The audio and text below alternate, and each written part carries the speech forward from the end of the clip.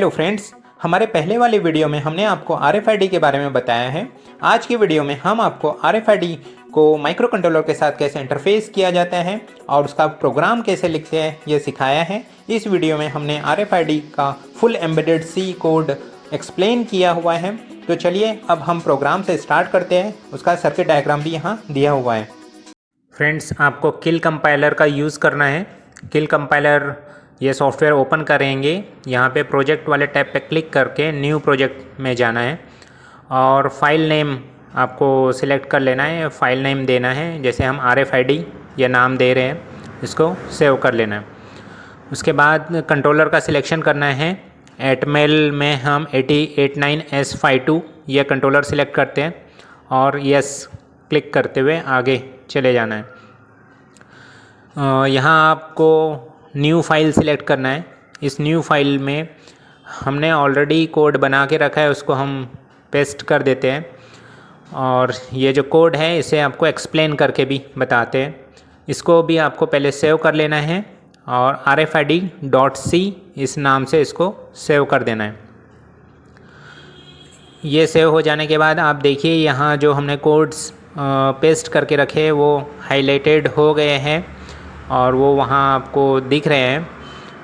अब इसमें टारगेट वाले टैब पे राइट क्लिक करके आउटपुट में जाके क्रिएट हेक्स फाइल भी आपको सिलेक्ट कर लेना है।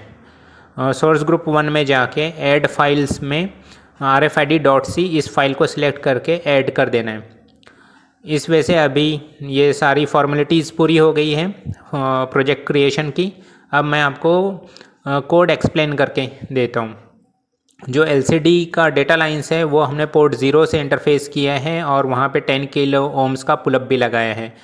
रजिस्टर सिलेक्ट RS को पोर्ट 2.5 से कनेक्ट किया है। रीड राइट वाली RW पिन जो है 2.6 से कनेक्टेड है। एनेबल लाइन EN पोर्ट 2.7 से कनेक्टेड है। RFID रीडर का जो TX वाला लाइन है वो RxD pin 3.0 of a micro controller इससे कनेक्ट की हुई है। 125 kHz के RFID कार्ड्स यहाँ हमने यूज़ किया है।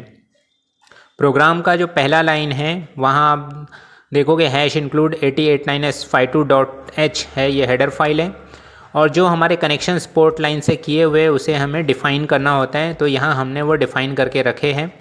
RS RW एनेबल ये सारे पिन्स हमने यहाँ डिफ़ाइन करके रखे हैं। यहाँ हमने एक एरे बनाया है जो डिफ़ॉल्ट मैसेज आएगा डिस्प्ले में, उसके लिए द TRA टेक्स्ट शो यहाँ हमने राइट करके रखा है। वहाँ आप आपका नेम भी लिख सकते हैं। RFID कोड के नाम से एक और एरे बनाया है जो ब्लैंक है। इस ब्लैंक एरे में ही जो RFID कार्ड्स के कोड रिसीव होंगे वो यहाँ स्टोर किए जाएंगे। RX डेटा नाम का एक वेरिएबल लिया है। सीरियल बफर रजिस्टर से जो डेटा रिसीव होगा वो सबसे पहले यहाँ पे हम ट्रांसफ़र करेंगे। RX काउंटर एक काउंटर वेरिएबल लिया है जो RFID कोड वाले एरे की लोकेशंस को अपडेट करेगा। डिले फंक्शन के लिए हमने एक फॉर लूप्स का यूज़ किया है और इसके थ्रू हम डिले जनरेट करते हैं। LCD डेटा LCD कमांड ऐसे दो फंक्शंस हैं। LCD इंटरफेसिंग के लिए हमने ये फंक्शंस बनाए हैं। इसका डिस्क्रिप्शन हमने LCD इंटरफेसिंग वाले वीडियो में भी दिया हुआ है, आप उस वीडियो से वो इन्फॉर्मेशन ले सकते हैं। अब हम आ जाते हैं मेन फंक्शन में। मेन फंक्शन में सबसे पहले आपको पोर्ट्स का इनपुट आउटपुट डेफिनेशन करना होता है। यहाँ आप देखोगे हमने पोर्ट 0 को as a output port define किया है और पोर्ट 3 में RX TX पिन को एज ए इनपुट डिफ़ाइन करके रखा हुआ है। सीरियल इंटरफेसिंग में T मोड ये टाइमर मोड रजिस्टर का भी सिलेक्शन करना होता है। तो टाइमर 1 को मोड 2 में हमने यूज़ किया है जो बॉड रेट जनरेशन के लिए यूज़ हो रहा है। एसकॉन रजिस्टर में RX इनेबल करके रखा है और एसकॉन का वैल्यू 0x50 किया है। TH1 जो रजिस्टर है वहाँ 0xFD 9600 बॉड रेट के लिए आपको पुट करना होता है। इंटरप्ट एनेबल भी करना है हमें, तो इंटरप्ट एनेबल आई जो रजिस्टर है उसे 0x90 ये ग्लोबल इंटरप्ट एनेबल किया हुआ है और सीरियल इंटरप्ट भी इनेबल किया हुआ है हमने। TR1 जो टाइमर को स्टार्ट करता है, टाइमर 1 इससे स्टार्ट होता है। LCD CMD में 0x38 LCD इनिशियलाइजेशन कोड है। डिले कॉल किया है। अगेन हमने क्लियर कमांड दिया है LCD के लिए। फिर से एक डिले फंक्शन कॉल किया है। अब हम रन फंक्शन में जाते हैं। रन फंक्शन में आप देखोगे यहाँ पे LCD को ऑन करने का कमांड दिया हुआ है। वैसे ही LCD का जो फर्स्ट लाइन सिलेक्शन करना है उसके लिए 0x80 हमने हेक्स कोड ट्रांसफ़र किया है। यहाँ एक फॉर लूप लगा है। ये फॉर लूप के थ्रू ही बाय डिफ़ॉल्ट जो मैसेज है टॉप में जो हमने आपको दिखाया है वो शो होता है फर्स्ट लाइन में, और यहाँ हमने डिले भी दिया हुआ है। वाइल वन लूप लगाया है। यह इन्फिनाइट लूप है, जब तक पावर ऑन रहेगा तब तक ये लूप एग्जीक्यूट होते रहेगा। यहाँ पे हमने सेकंड लाइन का सिलेक्शन करके रखा हुआ है सो दैट कि जो कोड्स रिसीव होंगे वो सेकंड लाइन पे डिस्प्ले होंगे। उसे डिस्प्ले कराने के लिए यहाँ फिर से हमने एक फॉर लूप का यूज़ किया है। 16 टाइम्स वो चल रहा है। एरे का जो 16 कैरेक्टर है वो वहाँ डिस्प्ले होगा और ये प्रोसेस चलते रहेंगी। यहाँ भी हमने एक डिले का कॉल किया हुआ है। जो सबसे इम्पॉर्टेंट फंक्शन है वो है ये serial interrupt function, serial 0 interrupt 4 using 2। ये इसका फॉर्मेट है। जो हम कॉल तो नहीं करते, ये ऑटोमेटिकली माइक्रो कंट्रोलर से ही कॉल होता है। यहाँ आपको आ रहा है जो रिसीव इंटरप्ट फ्लैग है, इसे चेक करते हुए इसे क्लियर कर देना होता है। जब भी वो हाई होता है SBUF यानी सीरियल बफर रजिस्टर का डेटा जो है वो RX डेटा नाम के एक वेरिएबल में हमें ट्रांसफ़र करना होता है और अपडेट फंक्शन की कॉलिंग होती है। यहाँ हम वो लिख देते हैं, कमेंट डाल देते हैं। SBUF का जो डेटा है, जो भी डेटा यहाँ रिसीव होगा उसे हमें RX डेटा वाले वेरिएबल में ट्रांसफ़र कर देना है, क्योंकि SBUF जो सीरियल बफर रजिस्टर है इनबिल्ट रजिस्टर है माइक्रो कंट्रोलर का, जो एवरी डेटा इन पे अपडेट होता है। वो 8 बिट का ही डेटा है, सो उसका जो रिसीव्ड बफर है उसमें जो भी डेटा आता है उसे कहीं और दूसरे वेरिएबल में हमें ट्रांसफ़र करना होता है। तो यहाँ अभी हमने कमेंट भी लिख दिए। अब अपडेट फंक्शन में जाएंगे। अपडेट फंक्शन में हम RX डेटा में 0x0D यह एंटर कमांड है, इसको पहले चेक करते हैं।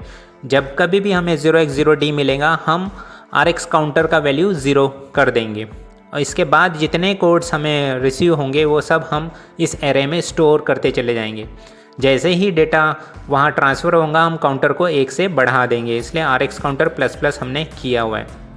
इस तरीके से 10 कोड्स जो है वो वहाँ स्टोर हो जाएंगे और इस इंस्ट्रक्शंस की वजह से वो वहाँ डिस्प्ले करने लगेंगे।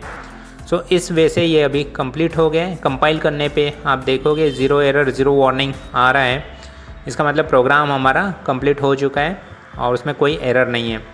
अब इस कोड को हम बर्न करेंगे। बर्न करने के लिए हम नुआटॉन का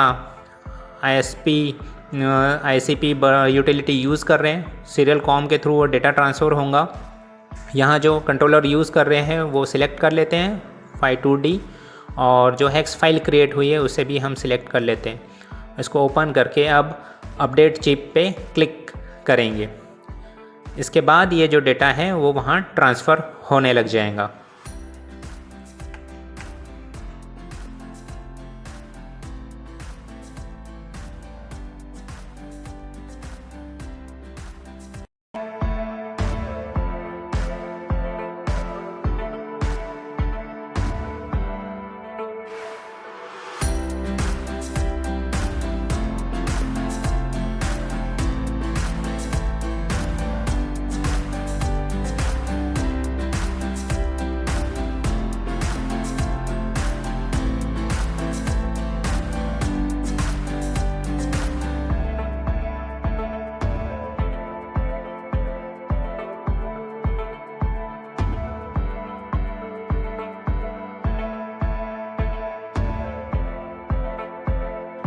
फ्रेंड्स, एक बार आप ये सारे कनेक्शंस वेरीफाई कर लीजिए जो हमने development board and RFID reader के साथ में कनेक्शंस किए हुए हैं। अब हम पावर ऑन करेंगे। पावर ऑन करने पर जो डिफ़ॉल्ट मैसेज हमने प्रोग्राम में लिखा था वो फर्स्ट लाइन पे शो हो रहा है, सेकंड लाइन ब्लैंक है। अब कार्ड स्कैन करेंगे। कार्ड स्कैन करने पे आप देखिए सेकंड लाइन पे उसके यूनिक कोड यहाँ डिस्प्ले होने लग गए। एक और कार्ड हम स्कैन करते हैं। जैसे ही हमने उस कार्ड को स्कैन किया यूनिक कोड अपडेट हो गए। उस कार्ड के अंदर जो यूनिक कोड है वो यहाँ डिस्प्ले हो रहे हैं। एक और कार्ड अभी स्कैन किया, उसका कोड भी यहाँ पे डिस्प्ले हो रहा है। सो फ्रेंड्स, इस तरीके से हम RFID reader and micro controller का इंटरफेस करते हैं। होप सो आपको यह वीडियो से काफ़ी कुछ सीखने के लिए मिला होगा और ये वीडियो आपको पसंद आई होंगी। नेक्स्ट टाइम कुछ न्यू टॉपिक्स के साथ आएंगे। Thank you for watching.